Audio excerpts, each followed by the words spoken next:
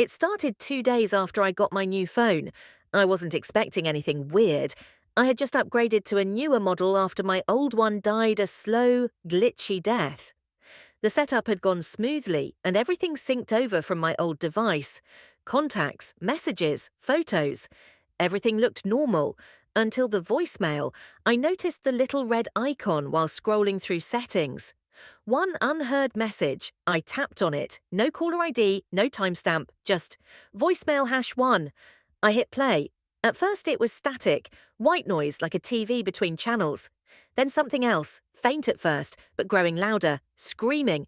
Not just any scream. It was mine. I recognized the voice, the raw panic in it. I don't remember ever screaming like that before, but there was no doubt in my mind. It was me. Crying, screaming, pleading, the sound of something slamming. A door, footsteps, then more screaming, hoarse, desperate, and then silence. I sat frozen, staring at the screen. There was no number, no metadata. The message was only 48 seconds long, but it felt like it lasted forever. I replayed it. Same result, same scream, same silence at the end. I called my carrier. They checked my account and told me there was no record of any voicemail being left or even received in the last 72 hours. They offered to reset the device, assuming it was a software bug. I hung up. It didn't feel like a bug. That night I couldn't sleep. I kept replaying the voicemail in my head. My voice, distorted and terrified, echoing into nothing. I checked the message again at 3:12 a.m. It was gone. The icon disappeared. No voicemails listed. And then my phone buzzed. A new notification. Voicemail #2 has been saved. I stared at the screen.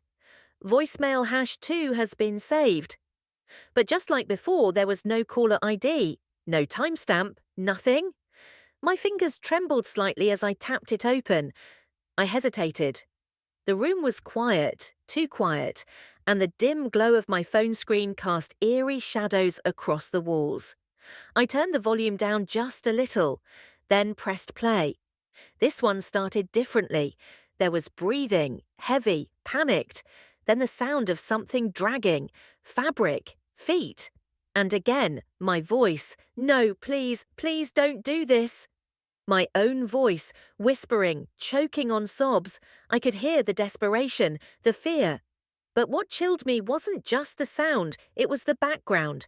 I could hear my own name being whispered, over and over. My name. My name. Soft, monotone, male. I don't know whose voice it was. It didn't sound familiar, but it had weight, like it was pressing down on the recording. Every time it spoke my name, it felt like something invisible was tightening around my chest. Then came a final sentence, whispered directly into the mic. "You can't run from yourself." The message cut out. I sat motionless, my mouth dry. I didn't realize until then that I'd been holding my breath. This wasn't a prank. This wasn't a wrong number or some twisted soundbite from a horror podcast. This was me. In pain, in fear, and it had come from my phone. But from where? I checked the call log again. Nothing. Then I did something desperate. I pulled out my laptop, opened up the voicemail file, yes, it had saved to storage this time, and ran it through audio editing software.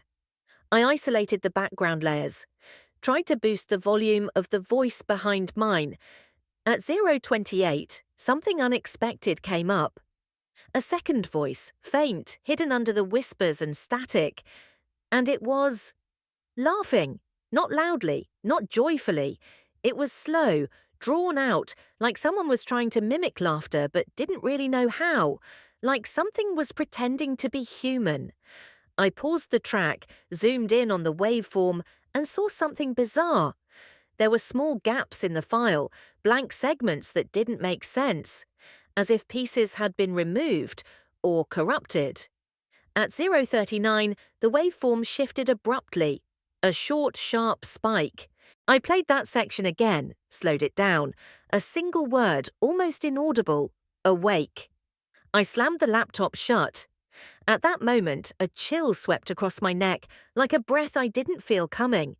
I spun around. Nothing. The room was empty. My phone buzzed again. Voicemail #3 saved. I didn't want to listen. Every part of my body screamed not to press play, but I did. Because I had to know. The third voicemail opened with silence. But not a calm silence, more like the oppressive kind you feel in an old church or a sealed crypt. It made the hairs on my arms rise instantly. Then the static started. Light at first, like background interference, but gradually it got louder, sharp, erratic, and then, like someone tuning a radio, the static shifted, and a voice emerged. Not mine this time. It was a child's voice. "I don't like it here." The words were soft, muffled like they were spoken through a blanket. Then came a sound, like a door creaking open. And my voice, again, "I just need to find a way out." The child replied, "You can't. He said you belong here now." I froze. He. I waited, but no names were said. Just that word, he. The rest of the voicemail was filled with sobbing. Not mine, the child's. Deep, aching, terrified sobbing. Then a thud, something heavy falling. Or someone? Click, end of message. My breath caught in my throat. I stared at my phone, completely motionless. I tried to call the number back, even though there was no number shown. Of course, it didn't work. The screen flashed, call failed. I checked my contacts, my recent calls, even the blocked numbers list. Nothing. These voicemails were coming from nowhere, or somewhere not meant to be found. The logical part of my brain, the one trained on reason and rationality, was losing ground. Fast. I couldn't sleep that night. I left every light on, sat in bed with my phone in hand, watching the screen, waiting. And just after 3:12 a.m., my phone buzzed again. Voicemail #4 saved. I didn't even hesitate this time. I opened it instantly, not even bothering to turn down the volume. It was pitch black on the screen, no visuals, just audio. There was breathing again. My breathing. It was unmistakable, but something was different. I was counting. 1, 2, 3. My voice, shaky, scared. 4, 5, 6. The sound of running footsteps. 7, 8. And then, "Please, stop. Please, no." Silence. Then a new voice whispered, "We're getting closer." The voicemail ended abruptly. I dropped the phone. That wasn't a recording. That was something still happening, as if I had been recorded while dreaming, or worse, while somewhere else entirely. I picked up the phone again, heart pounding in my chest. I opened my voice recorder and tried something I hadn't done before. I hit record and whispered into the mic, "Who are you?" I stopped the recording. Just silence. Then I played it back, and after my question, clear as day, a voice responded on the playback that I hadn't spoken. "You already know me." I didn't sleep for 2 nights after that. Every time I shut my eyes, I saw flashes, quick, intrusive images, dimly lit hallways, a mirror reflecting my face. But it wasn't my expression. It was me, yes, but smiling when I wasn't. My body, but not my control. And the voice, always the voice. "You already know me." It echoed in my head, over and over. I started recording myself while I slept. I left my phone on my nightstand, voice recorder app running. The first night, nothing, just my restless breathing. The second night, something else. I was groaning, whimpering, and then suddenly, talking. My voice, but not my words. "She doesn't remember. Not yet, but she will. And when she does, he'll come for her." I bolted upright when I heard that playback. She? Was I speaking about myself in third person? I listened again. The words were clear, too clear. Not mumbling, not dreaming. It was as if I had stood up in the middle of the night and delivered a monologue to no one in particular. And then, silence. Except for one quiet whisper, barely audible at the end. "Look in the mirror." So I did. I walked to the bathroom, phone still in hand. The house was quiet, too quiet. I flipped on the light. My reflection stared back. Nothing unusual at first, but the longer I looked, the more off it felt. My eyes weren't blinking in sync. My reflection's smile was too slow to vanish, and just as I stepped closer to inspect, it winked at me. I jumped back and screamed, fell onto the cold tile floor, but when I scrambled up and looked again, it was gone. Just me, wide-eyed, shaking. I didn't imagine that. I couldn't have. I needed help.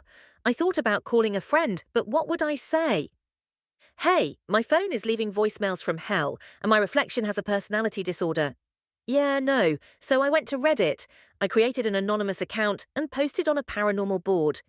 Anyone ever receive voicemails from yourself, saying things you don't remember, or find strange things in audio recordings while you sleep?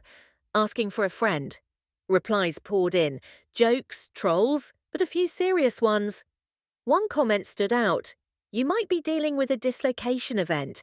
It happens sometimes when timelines blur. You're seeing echoes, fractures of decisions not made. I clicked on their profile. Blank, no post history. The account was created just minutes before replying to me. I refreshed the page. The comment was gone. Vanished. But the username, "You already know me" won. I closed my laptop, heart pounding again. The timing wasn't a coincidence. Someone, or something, was watching me, closely. I decided I needed to leave the house for a while, maybe go stay at my sister's place across town. I packed a small bag, grabbed my keys, and then noticed it. My phone screen lit up again. Voicemail #5 saved. I didn't press play this time, not yet. I put the phone in my pocket, grabbed my bag, and walked to the front door. But when I opened it, I didn't see my quiet suburban street. I saw darkness. Not nighttime darkness, just nothingness. No road, no sky, just black, like a curtain draped over the world. And in the middle of that void, a figure stood. Still. Watching. Then the phone in my pocket buzzed. One new text message. "Don't leave, you're almost ready." I slammed the door shut, hard. The figure didn't move. It didn't have to. That darkness out there, it wasn't just absence of light, it felt thick, like it had weight, like stepping into it would mean never coming back out. I turned around and leaned against the door, heart rattling like a trapped animal. My phone vibrated again. I didn't want to look, but I had to. Unknown number. Stay inside. You're safest there. What the hell did that mean? Safer from what? I tossed the phone across the room. It hit the wall and fell to the floor, screen intact but glowing faintly like it was breathing. I stood there for a moment in silence, and then I heard something upstairs, a soft dragging sound, like someone slowly moving a heavy sack across the wooden floor, but I lived alone. I grabbed the nearest object, a floor lamp, and held it like a weapon as I crept up the stairs. Step by step. Every floorboard creaked beneath me. The noise was coming from the guest bedroom, the one I never used. I reached out and turned the doorknob slowly. It wasn't locked. It never was. But it resisted me, just slightly, like something was pressing back from the other side. Then it stopped. The door eased open. Empty. Or so I thought. The window was wide open. Cold air drifted in, making the curtains dance like figures in white. The floor was scratched, long, fresh drag marks leading from the center of the room to the wall. And on the wall, scratches, deep ones, carved with something sharp. It wasn't words this time. It was a drawing. A figure. Thin, long limbs, hollowed face, and eyes, large, round, and white. But the worst part, it was me. I recognized the clothes, the hair, the little scar above the eyebrow. Someone had carved my image into the wall. But not as I am, as something twisted, something barely human. My phone buzzed again, even from where I had thrown it. I ran downstairs and picked it up. Voicemail #5 had been automatically transcribed. You'll forget what you see, but it'll keep happening. You'll come back to him eventually. We all do. I dropped the phone. I wanted to scream, or cry, or just wake up and find out this was a dream. But this was real, or at least this version of reality was. I called my sister. No answer. I called again. Still nothing. I texted her. Hey, I need to crash at your place. Something's happening and I don't feel safe. Please just answer. The message sent, delivered, but never read. Then the phone vibrated. A call, not from her, from me. The caller ID said you.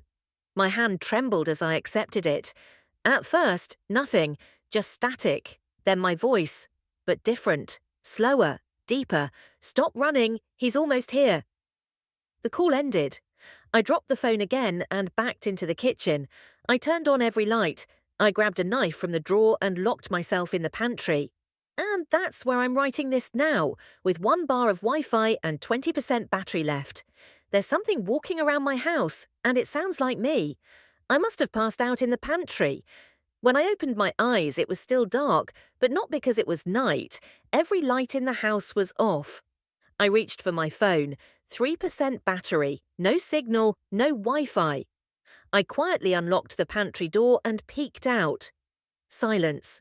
The air felt heavier, like it was pressing against my skin, like I was underwater. I stepped into the hallway. No sign of movement. The house looked wrong. Everything was in the same place, but off. The walls seemed closer, the ceiling lower. The angles were warped, just slightly, enough to make my stomach twist. Then I saw the mirror in the hallway. I don't have a mirror in the hallway. It was tall, framed in black wood, old-fashioned, ornate. I walked toward it. My reflection stared back. Same face, same pajamas, same messy hair. But the eyes, they didn't blink, didn't move. I lifted my hand. The reflection stayed still. And then it smiled, not me, it. A slow, mocking grin stretched across its face. Mine. I stumbled back, heart thundering. My reflection started walking forward, though I hadn't moved. Step by step, it got closer to the glass, until its face was nearly pressed against it. And then it mouthed the words, "Let me out!" I ran, back to the living room. My phone buzzed. How it still had power, I don't know. Voicemail #6. I pressed play. It was silent for several seconds, then static, then a whisper. "You've already let him in." I threw the phone on the couch and ran to the front door, locked, deadbolt frozen. The keyhole was gone. I turned around. Every photo on the wall of friends, family, vacations had changed. They now showed the same figure, a tall man, shadow for a face, standing beside me in every image.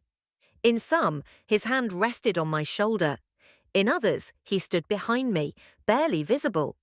In one, he stood in front of me, smiling. But that was the worst part. He had my smile, that same crooked grin I always hated in photos. I fell to the floor, breath shaking, brain screaming to wake up. And then the lights came back on. Just like that, soft yellow glow, everything normal, no mirror in the hallway, photos back to what they were.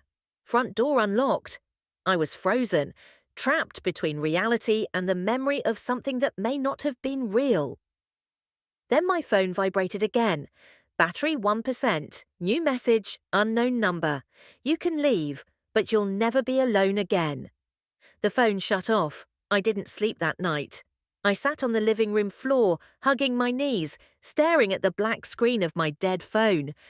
Every sound made me flinch. The house seemed to breathe, timbers creaking, pipes groaning, something skittering in the walls. By morning, I had convinced myself it was all stress, maybe even a hallucination brought on by insomnia and isolation. But that didn't explain the photos, or the mirror, or the voice. Still, I tried to move on.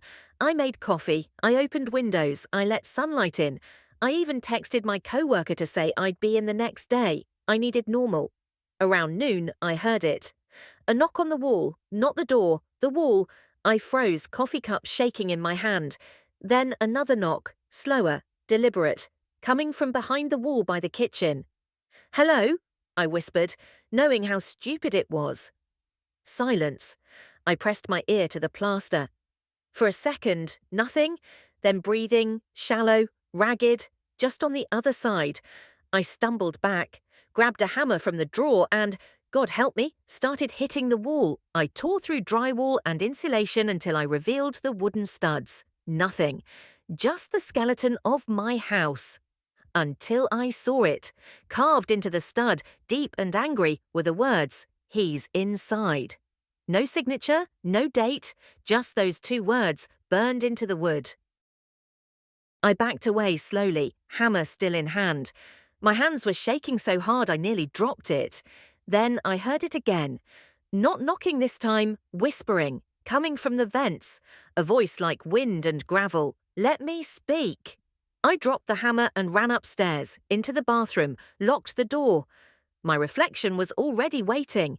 He didn't smile this time. He glared, angry, accusing. Then through the mirror I heard myself say, "You brought this on yourself." I turned on every light. I played music. I called a friend just to hear another human voice. For a few hours, things felt normal again. Then dusk hit, and the lights flickered. My phone, still dead, lit up. Only for a second. And on the screen, in glowing white letters, "You heard me once, now it's your turn." I didn't know how long I stood there, staring at that screen, its glow slowly fading as if nothing had ever appeared. Maybe it hadn't. Maybe I was finally losing my mind, like a slow, silent leak of sanity. But that didn't explain the voice, or the words carved into the walls of my home, or what I saw in the mirror. I made a choice then, or maybe it was made for me. I had to find out what was happening, because hiding had done nothing. Ignoring it made it worse. Whatever this was, it was feeding off me. Growing bolder, and I was running out of places to hide. I began documenting everything. I took photos of the messages, the wall carvings, the mirror. I wrote down dates, times, what I saw, what I heard. I even started recording myself at night, using an old security app on a backup phone that still held a charge. I needed proof, for myself, for others, just in case this ended with me vanishing or ending up in a hospital bed whispering to white walls. The first night's footage was uneventful. The second was different. It started like this. Around 2:12 a.m., the camera picked up audio. A low whisper, almost like wind pushing through the cracks of the house. Then my own voice, talking in my sleep, only it wasn't me. The voice was mine, yes, but the tone wasn't. There was an edge, something unfamiliar in the cadence. Here's what it said. "The veil is thinning. He's watching now. You weren't supposed to remember." The last line made me sit bolt upright in my bed, even though it had been hours since the recording was made. What did I remember? I didn't recall dreaming. I never do. But now a vague sensation crawled through my brain, like a word on the tip of my tongue or a shadow on the edge of my vision. The following day, things escalated. The lights flickered constantly, and the temperature in the house dropped even though it was warm outside. Then I noticed something else. Objects in the house were moving. Not in front of me, God, that might have been easier, but subtly, in ways that made me doubt myself. A chair an inch to the left, a glass turned upside down, pictures slightly tilted that I had just fixed, and worst of all, the mirror. It started changing, not all at once, just barely. But I saw it. My reflection blinked when I didn't. It smiled while I stared in horror.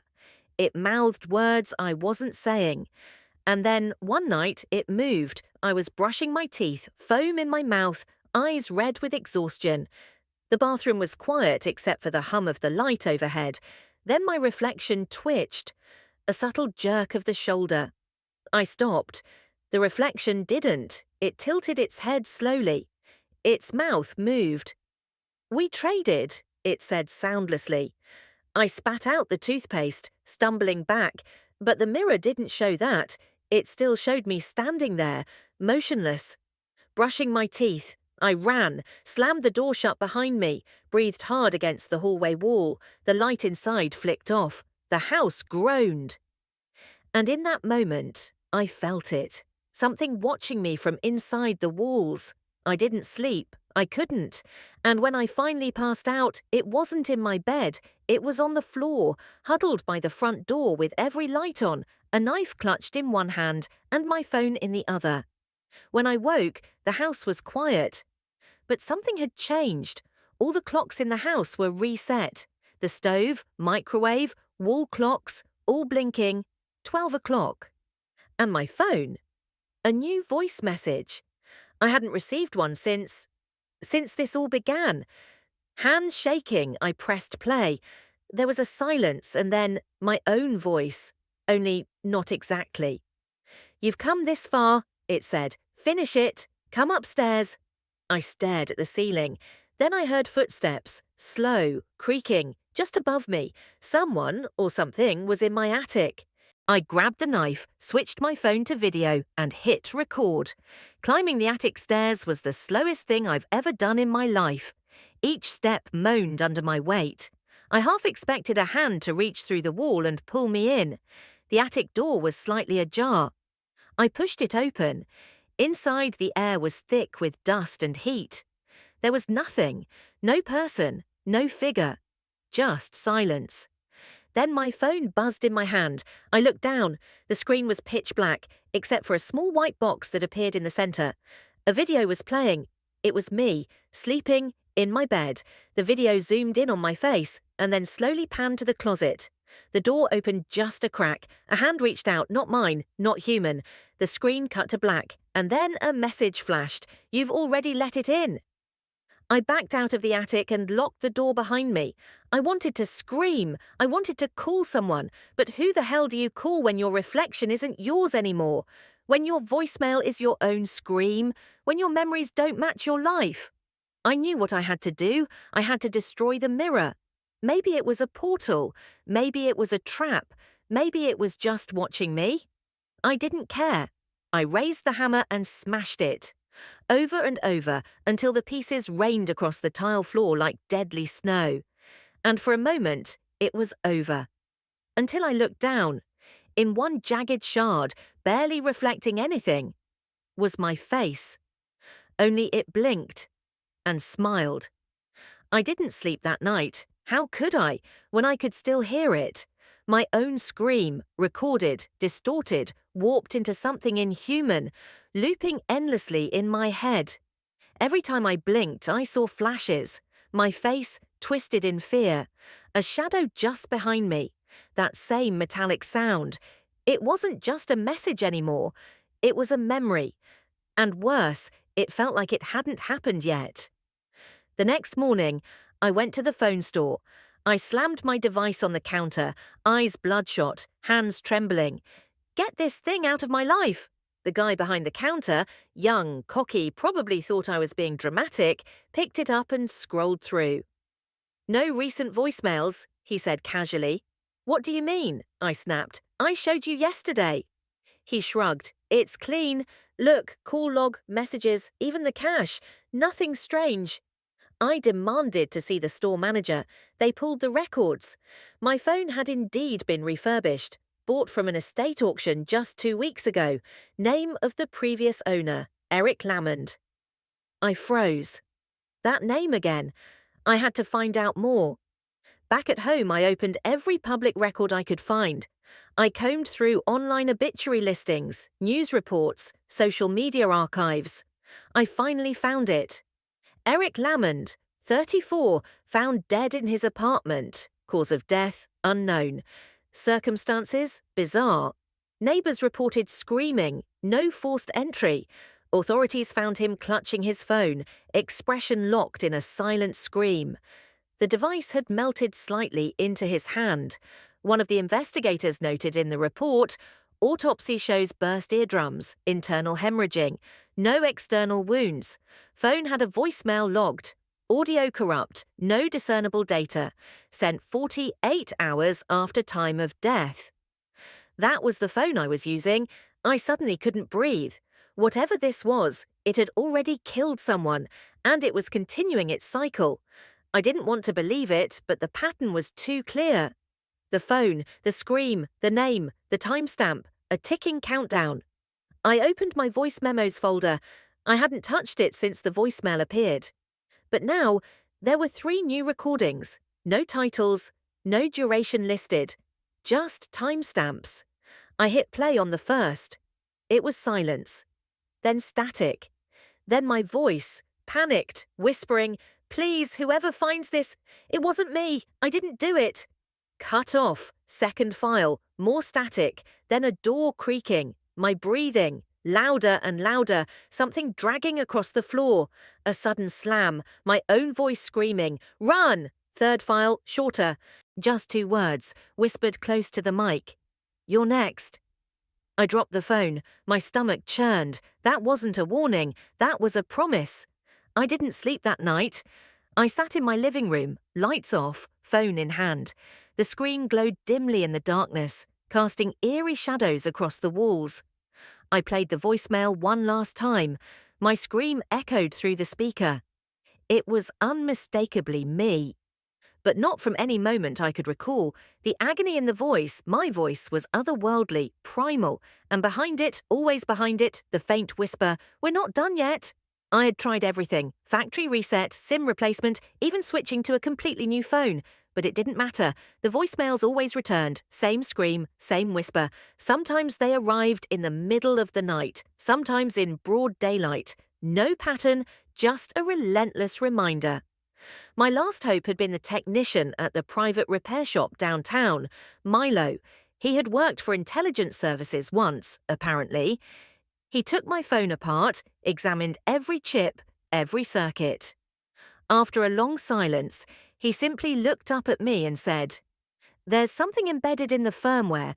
It's not from any known manufacturer." I asked him what it could be. He didn't answer. He just handed me the phone back with shaking hands and whispered, "Don't bring this to me again." It was like the phone wasn't just a device anymore. It was an invitation, a doorway. And something was watching through the crack. Then the messages changed. Instead of voicemails, I began receiving video clips, short, grainy footage, all showing me sleeping, cooking, crying. The footage was from angles inside my apartment I never would have allowed a camera, my mirrors, my ceiling vent. Once, from the back seat of my car, I tore my apartment apart, ripped open every vent, smashed mirrors, even hired a private investigator to sweep for bugs or hidden cameras. Nothing. Clean. The videos didn't stop. The final one came at 3:47 a.m., 2 nights ago. A clip of me sitting on the floor in my living room staring at my phone. The same clip I would soon live through. But in the background, something different. A tall, dark shape standing behind me, barely visible, no features, just a silhouette. Then the screen cut to static, and a single text message followed. "You've seen it now. We're almost ready." Almost ready. For what? I didn't want to wait and find out. I packed my things, left the city, drove for hours until my phone finally lost signal. I buried it in the woods off some forgotten road and smashed it to pieces. Left it there. I got a burner phone, no apps, no internet, just calls. And even then, I barely use it. I haven't checked my voicemail once. I don't plan to. But last night, just as I was drifting to sleep in my motel room, the landline rang. I didn't answer. This morning, the motel receptionist handed me a message. A single scrap of paper with 4 words, handwritten in shaky black ink. "We still hear you." And now, I don't know where to run anymore.